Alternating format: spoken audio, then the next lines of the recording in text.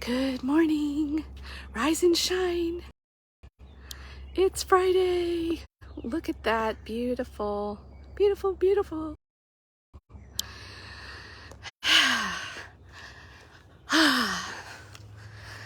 Fridays are always a little more, I have to sleep in a little. Thursdays are my, Fridays. It's the busy day and it's like, oh, Fridays, I can rest now. I made it. So, I am going to try to be wise with my words this morning and efficient. Let's see if I can do it. Maybe with some supernatural power and understanding I can. So, chapter 17, Proverbs, just about bowled me over. I'm like, God, I was not ready for this morning. He's going there with me, some childhood wounds. A couple of the verses really triggered me. But you can't heal those wounds without dealing with them. Because what you don't heal, you repeat. And isn't that the truth? If you really look back, are you on a cycle with something? Maybe there's a certain type of person you don't understand why you keep getting attracted to them through friendship or whatever, and kind of having the same type of relationship, and it's not what you want, but yet you keep finding yourself kind of in a cycle. This is what's happening. Your child self, the one that got wounded and hurt, is constantly looking for a do-over. Let me try this again. Maybe we can get it right. But what you really, if you can't see the forest for the trees and really know what's going on, you won't ever quite get there. You just keep repeating it. Rinse and repeat, rinse and repeat.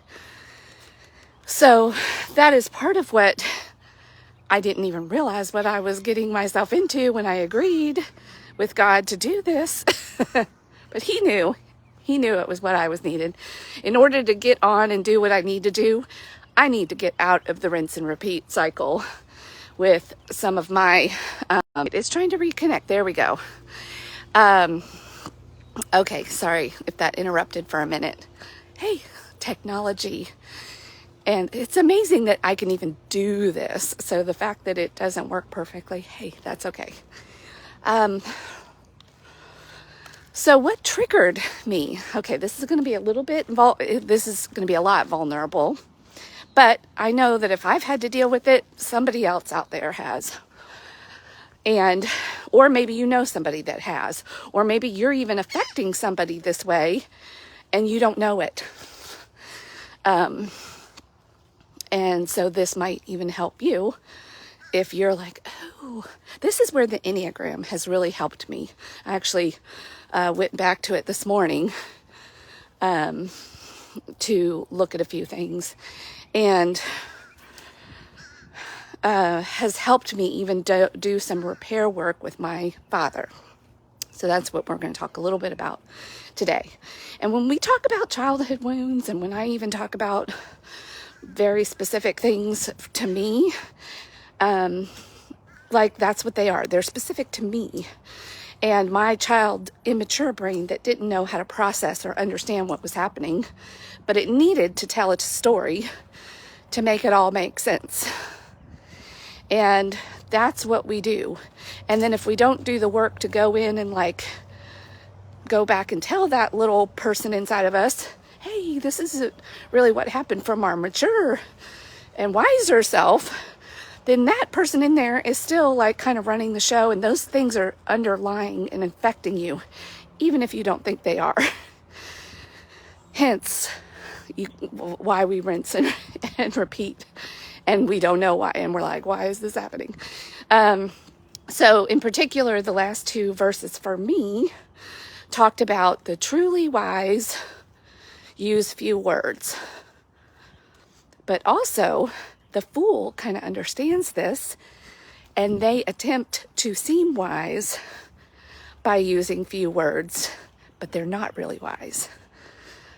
And this right here in my family of origin, so this wasn't limited to just my dad. It was probably my dad that had the most impact with this characteristic on me.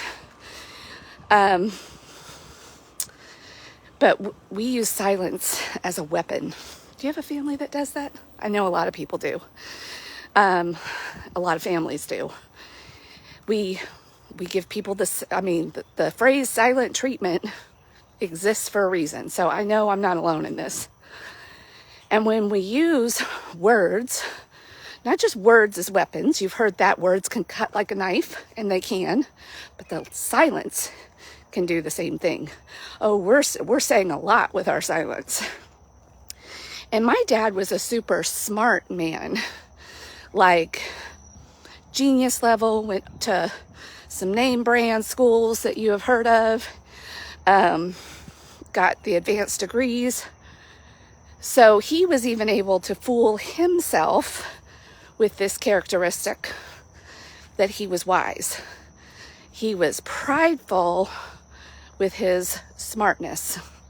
Like he could figure complex logic problems out, math, like he could be witty, out talk you in an argument, knew a lot of stuff, and used that even as a weapon.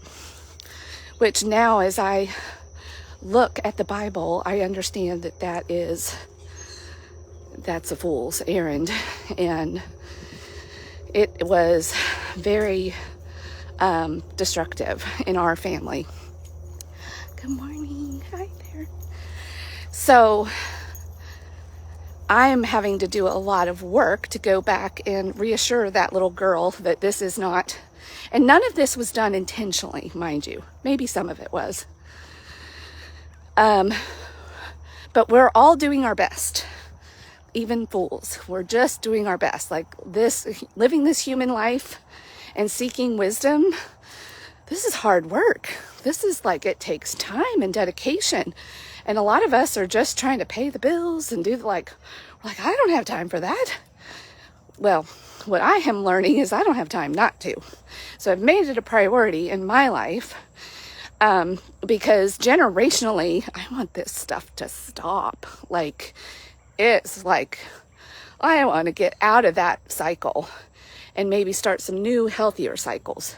But because I'm human and the child brain works the way it does, I'm sure that my kids have childhood wounds. I'm sure of it. But hopefully I can even pass this wisdom of this work onto them, and they can eventually have the courage to go and do this as well and seek wisdom. But that'll be their journey. So also in this chapter, there were a couple of other verses that caught my attention that I think kind of, we're humans. They all interact, these characteristics. But one was a parent or a father brings a child pride. And so we, as much as parents want to be proud of their children, children want to be proud of their parents as well.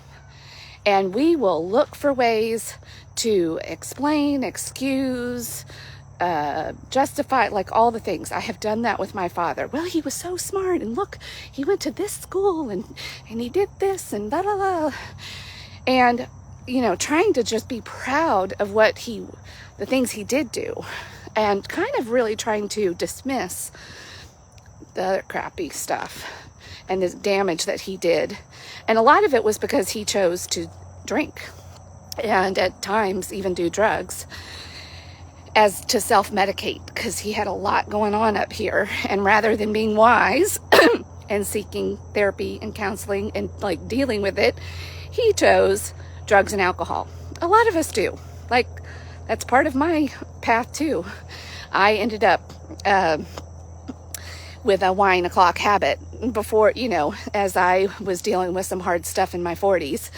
And then I was drinking went from just innocent and fun to my self-medicating strategy as well, without me even knowing what I was doing. It just happens because alcohol is addictive, and it is everywhere you turn, And all the commercials and all the marketing is telling you, this is what people do. This is what happy people do. And you can be a normal drinker, and alcohol's not the problem. You're the problem. You know, AA, the whole thing, disease model has deceived us.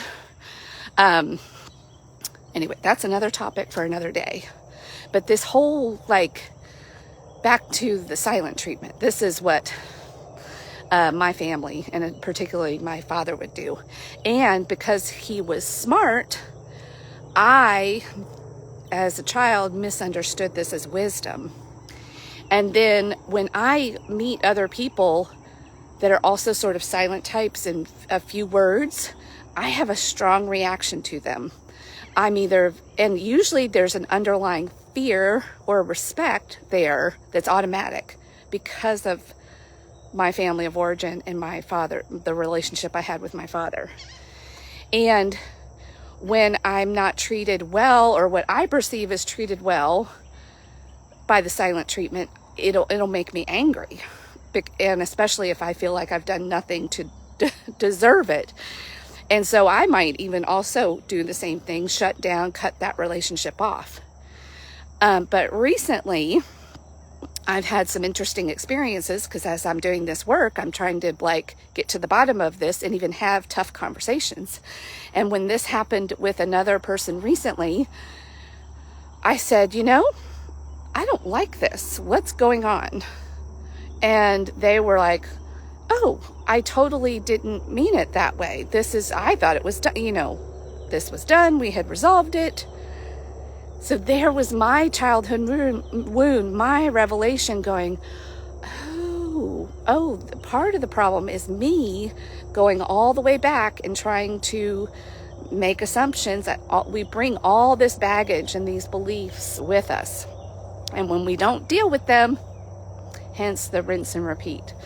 So I had to really kind of sit with myself on that and do some work. And it probably is going to take multiple experiences of that before I can trust and learn how to maybe even read people and situations a little bit differently as I work through this. So it's not like oh, I get it now and it's like done. No, it's going to take some practice and learning how to be a new way. That's how we actually learn. It goes from, oh, I get it intellectually, to, oh, I get it, I understand it down here, where it's a knowing, it's who you are now. But if you're a person who is super smart, and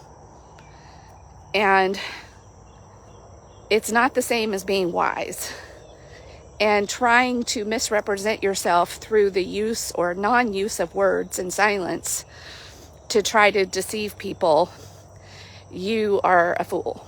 My dad was a fool in that way, and it cost him his life. I look back and I see, the potential, and that's where that parent-child relationship and wanting to have pride in him, because I see the potential if he had just been willing to humble himself.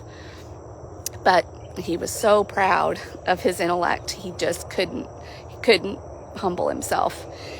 And so he just kept literally digging his grave, and the world lost the potential of a mind, a beautiful mind that couldn't cope with life on life's terms. And so he chose the path of foolishness and destruction for himself versus the truly courageous thing, which was to humble himself and learn the path of true wisdom. And this was anyway, I won't go into too much more detail because I love this person. He had a big impact on me, and for better and for worse. And really trying to get to the bottom of these, dig this up and see people for who they were and put them in their proper place. Like, I can know that he was a fool, that he was doing his best, that he loved me, and I can love him for that. And he's a teacher now for me. And he always wanted to be a teacher. And he was a teacher for a while, in some sense. But he became the best teacher for me.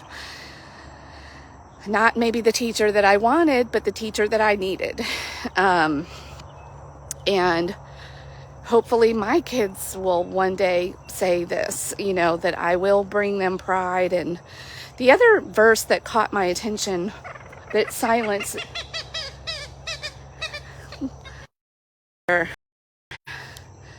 they want to say something, that silence can do. And as I'm doing the work on codependency and healthy boundaries and all that good stuff, or loving limits, it said fools invite quarreling, but fools also make the mistake of putting up high walls and thinking that they're safe. And so that is the other thing that silence does. It was probably one of my father's forms of protection. Well, you can't hurt me if you can't talk to me, and if I'm not going to listen to you, I would just put up a wall. And that way, I'm safe from you. It was probably something he learned from, because he was wounded by his parents. This is what happens. Like we have wounds. Just as children, because we have immature brains trying to understand and navigate the world. And we don't always understand the behavior of our parents and those in authority. And they don't understand it either, so they're not taking the time to sit down and go, oh, sorry, I know I acted like this yesterday, and here's why, and I'm sorry. And the healthy, mature adult out there is rare. The wise person is rare. And good for those, children that, have humble parents or people in their lives, adults that are willing to do that. That's how we change. But if you put up too strong of walls with silence, you isolate yourself. And then your own mind can keep destroying you from within and deceiving you. And so we are made to be connected and have hard discussions without quarreling, with respect and kindness, and being honest and really willing to hear the other. Like, I had to be willing to not go at that person with an argument, like, how dare you, blah, blah, blah, blah, blah. That's what I wanted to do on the inside. So I had to use some wisdom and go with respect and love, going, hey, when this happened and I experienced this is how I feel. Am I right in how this is reading? And they could go, oh my gosh, no, that's not what I meant at all. Here's what I experienced on this end and what my intentions are. And then I can go, oh, interesting. And then I can make that choice. Well, is this a person that I trust what they're saying and the intention? Do I believe them? Look at the track record, the whole picture. So I don't know, hopefully I have helped. If you have smart people in your life, like I do, I come from a very bright, intelligent, smart family. And we were able to really deceive and fool each other through the smartness, and mistaking it, and when I was a child, and mistaking that for wisdom. And then that can be really intimidating work to do and unravel as an adult. And if you're the smart one, super smart person, and you maybe use this technique, you look inside. Have you deceived yourself that you're wise? But really, when you look at all the evidence, and Proverbs will tell you, Proverbs will call you out. If you want to, it's like that quiz, go through Proverbs and take the quiz. And are you willing to see the results and do the work? So anyway, have a great day wherever you are. I know I'm going to, and I appreciate anybody that tunes in to this and my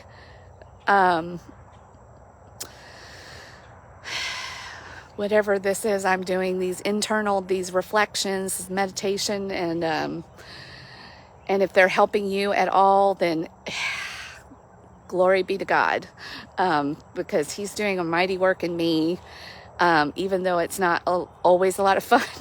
It's not always fun, but it's fantastic. All right, have a fantastic Friday, or whatever day of the week it is for you. Love you so much, and thank you for rising and shining together with me.